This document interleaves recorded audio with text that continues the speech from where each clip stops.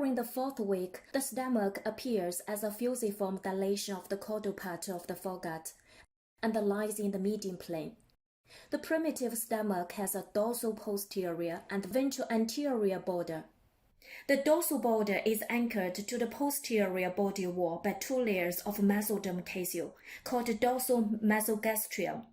The ventral border is anchored to the anterior body wall by 2 layers of the mesoderm tissue, called ventral mesogastrium.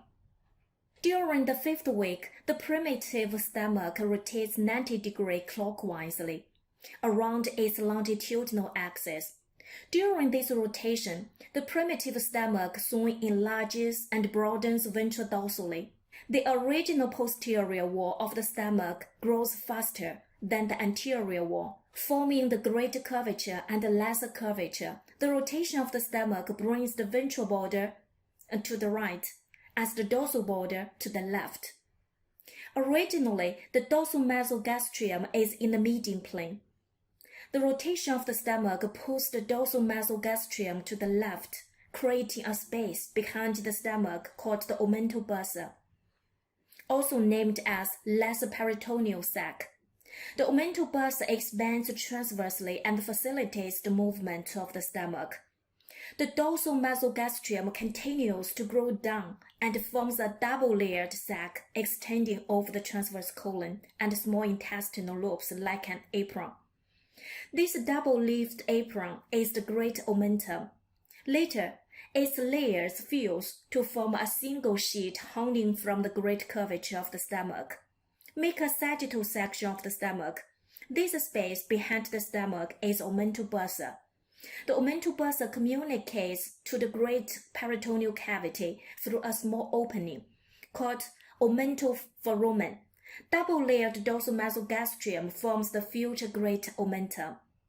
The endoderm of the primitive gut only gives rise to the epithelium of the digestive tract as the parenchyma of the glands. The muscle connective tissue and other structures of the wall of the digestive tract are derived from the visceral mesoderm surrounding the primitive gut.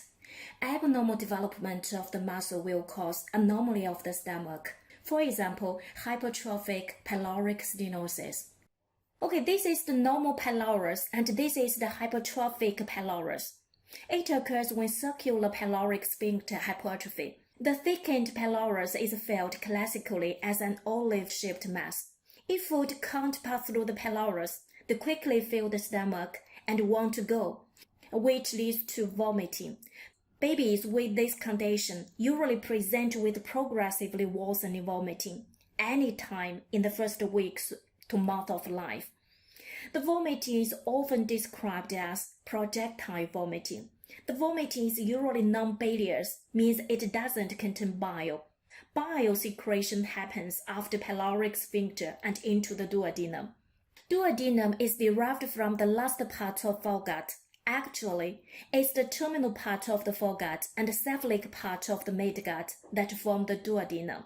The junction of these two parts is directly distal to the origin of the liver diverticulum.